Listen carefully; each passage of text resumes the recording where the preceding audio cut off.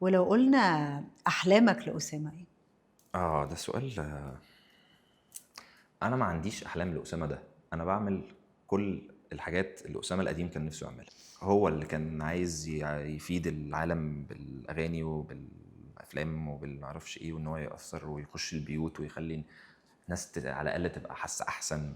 أنا باعمل له اللي هو عاوزه. أنا حاسس إن أسامة دلوقتي هو ما يعني لو سِبت له الدَفّة هيقعد في البيت، هيسكت.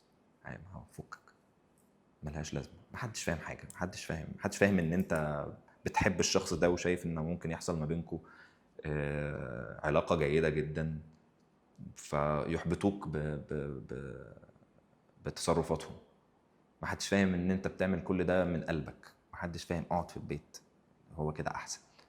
بس وجود أسامة القديم اللي أنا باحبه جدًا ده، إمم. أنا باعمل له اللي هو عايزه. هو كان نِفْسه اللمعة اللي في عينه بتاعة باعمل أغنية جديدة عشان تنزل، عشان نغنيها على المسرح، عشان نبُص على بعض وإحنا بنلعب الجيتار والناس تغني معانا لمّا ندّي لهم المايك. كل الحاجات دي باعملها عشانه هو. بس هل أسامة دلوقتي الحاجات دي جوّاه؟ اتطفت بإيد العاصمة.